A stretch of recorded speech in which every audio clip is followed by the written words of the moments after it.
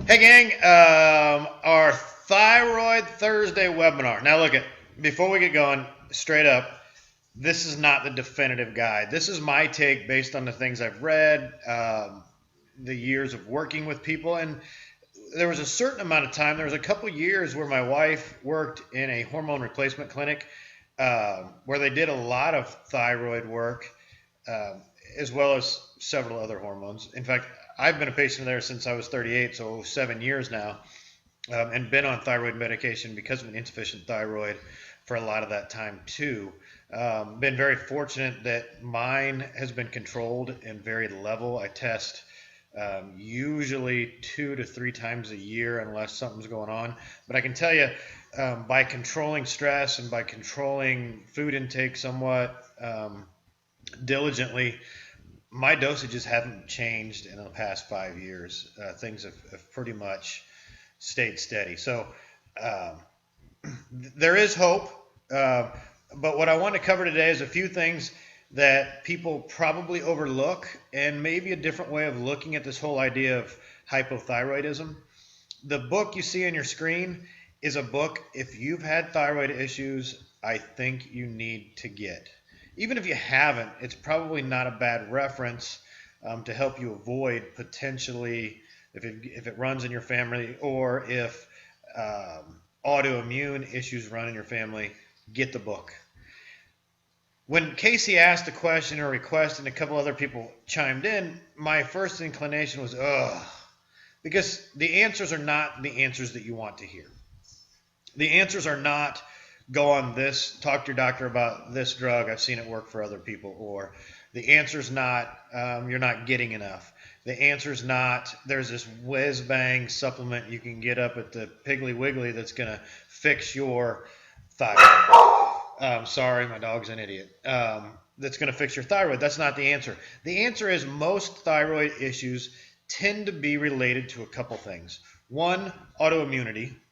So if you have Hashimoto's, or if you had a thyroid removed because of Hashimoto's, the plain truth is you have an autoimmune disease. End of story. The other issue is sometimes we can exacerbate a thyroid issue, whether it be Hashimoto's or otherwise, because of our inability to handle stress, being overstressed, or stressing our body in some unforeseen manner that we didn't think of. So I've got 1,000 windows open on my computer here because I want to give you a few things to chew on. And then I think you need to do your own homework and be your own advocate by dietarily, meditation-wise, stress management-wise, and workout-wise, figuring out very diligently what does and doesn't work for you. So first, I'm going to move my window over here a little bit so you can see. This is Dr. Karazian's. It's Datus Karazian is his name. This is some of his stuff. And I'm not going to go into each one of them. You can look up his website. It's drknews.com. Number 10 as to why patients aren't getting better is immune system reactions to fillers and thyroid hormone replacement. There are more than one or two or three. There's more than a couple solutions for thyroid medications. I've tried a couple. I was on Armour Thyroid first, did not work with my digestive system. These are only my experiences. I'm not saying they're the ones that are going to work for you. I have no level of qualification to tell you that. But for me, Armour didn't work, upset my stomach pretty severely. So I've been on a compounded T3, T4 for all that time, and it seems to be doing the job. Immune-enhancing supplements, echinacea, ginseng, some of those things tend to sometimes maybe make things go unexpectedly one way or the other with thyroid patients. So if you're taking those, a suggestion might be, unless they've been prescribed, of course, don't stop something that's been prescribed, might be to go off them for a while and see if your symptoms get better. Number 8's a no-brainer to me, fixating on thyroid hormone replacement only and not, and this is what we're going to get into today, not thinking about the other factors that could be affecting your thyroid function. So I'm going to save that for later. Increasing stress. Has your life somehow changed? Has your job gotten more stressful? Is something going on with your kids, your family, so on and so forth? If that's the case, these are things that can have a profound impact on your thyroid and your thyroid function and how your medication is working based on how your adrenals are functioning and whether they're completely stressed out and not functioning optimally. And we'll get into some exact hormone charts here in a second, which I'll make very simple so that this all makes sense. Conversely, if you may think you have a thyroid issue, but you've never tested it as such, it could simply be your adrenal glands, and we'll touch on that. Not going gluten-free and not avoiding gluten cross-reactive foods. So look at, unless you're gluten sensitive, you don't, or actually full-blown celiac, you don't get, most people don't understand, they think it's crazy how profound an impact small amounts of gluten can have on somebody's system. This is the answer that I don't think most people want to hear when we talk thyroid. Well, what does gluten have to do with my thyroid? Gluten, if your body doesn't handle it, which if you have a thyroid problem, I can almost bet you have a gluten problem. It can cause inflammation. Inflammation is going to trigger more issues with your thyroid. It's going to decrease the effectiveness of your medication, and it's all around going to make you feel terrible. So if you're reading along, trying to read as I talk, one of the things he says is maybe try a paleo type diet. Look, paleo is just a cool word for a diet that eliminates most grains and a lot of the other garbage that doesn't work in our body. I'm going to get into in a minute here some of the most common allergens most people deal with, and that's the other part of the list I think you need to look at. Gluten is only the tip of the iceberg. I promised you the answer wasn't the answer you wanted. The answer sucks. If you have a thyroid issue, you end up getting rid of more foods than you probably desire to. And if food is one of your entertainment sources, it makes life real challenging.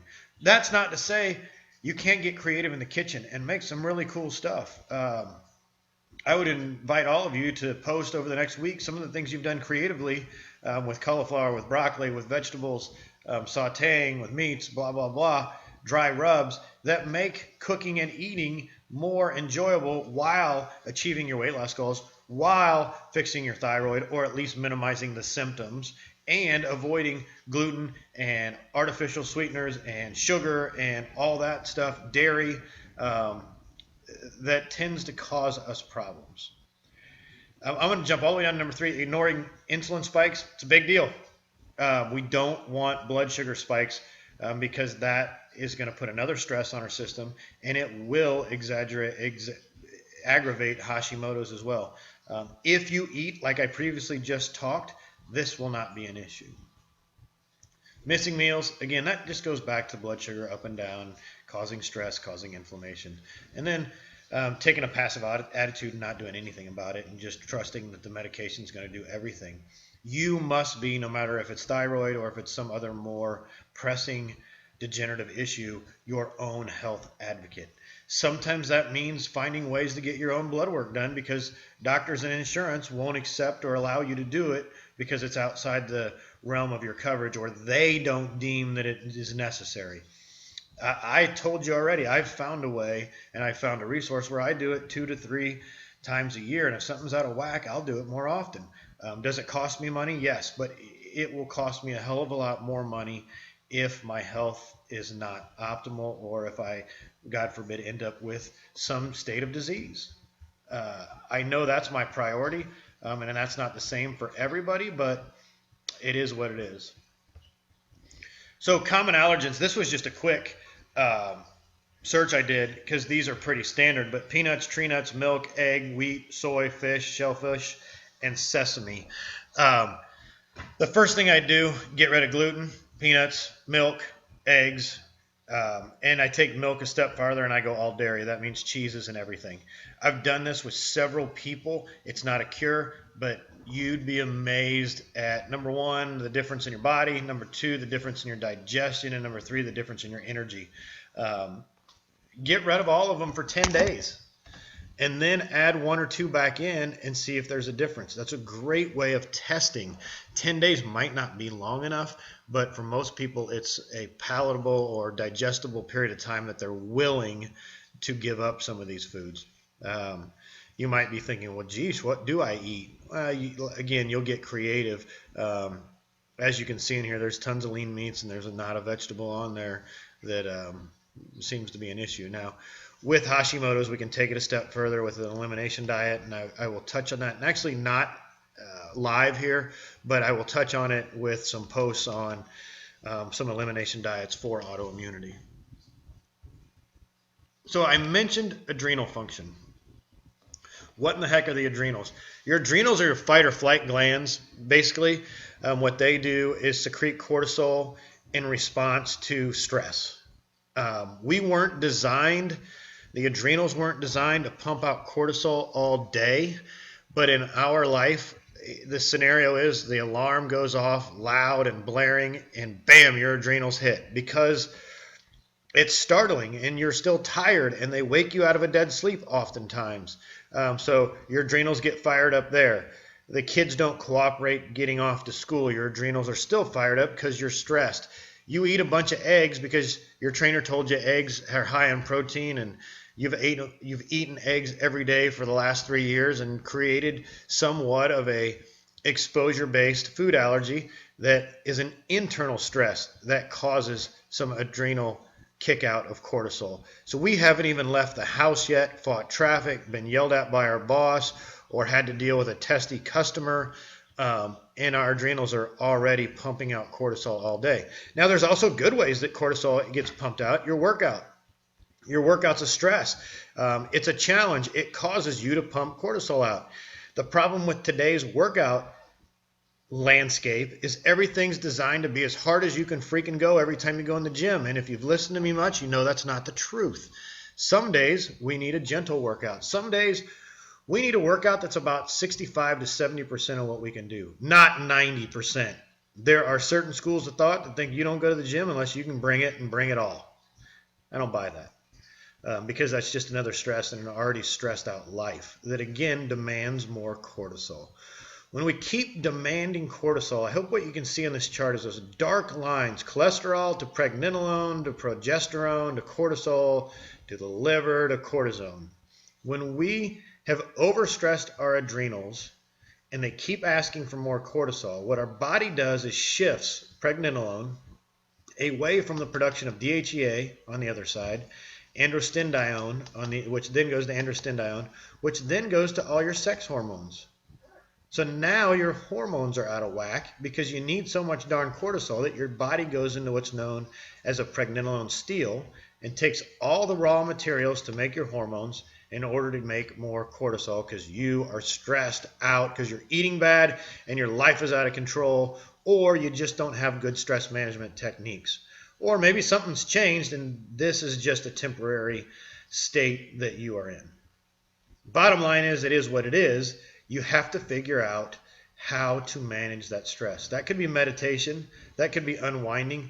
That could be backing down the level of your workout just a little bit for a little while to give your body a break.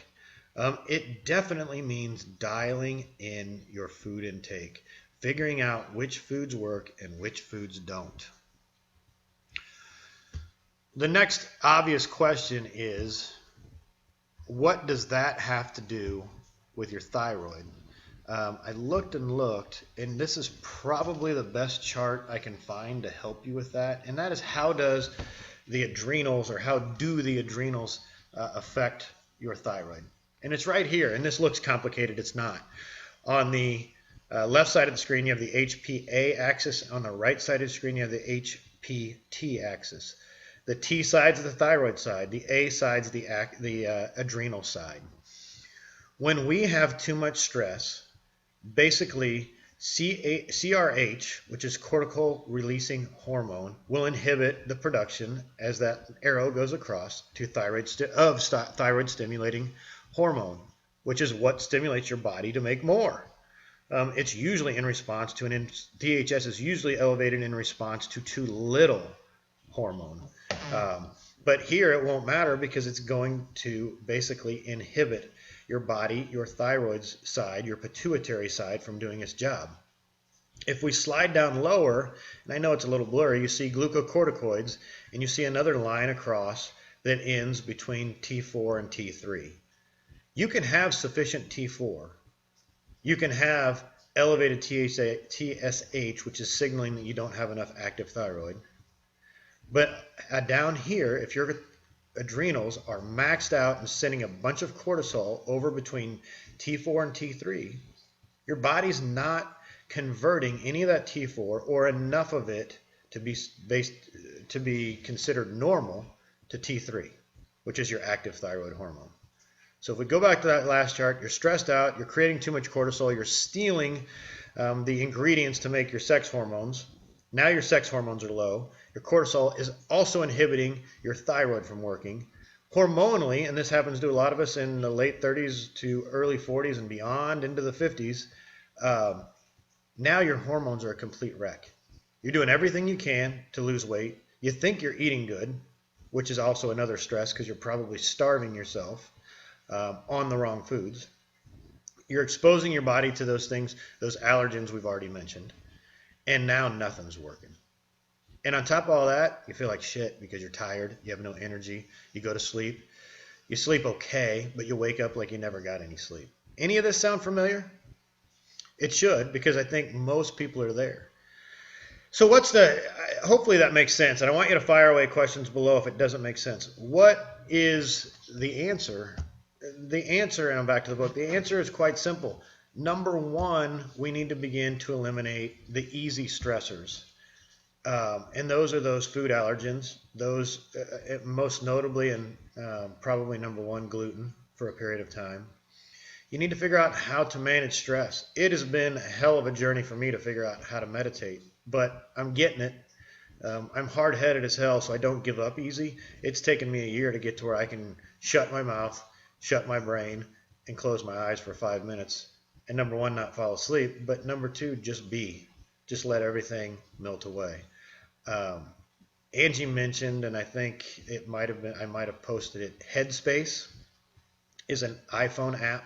It's a great way to get started with your meditation techniques. I highly recommend it. Find something that's an outlet.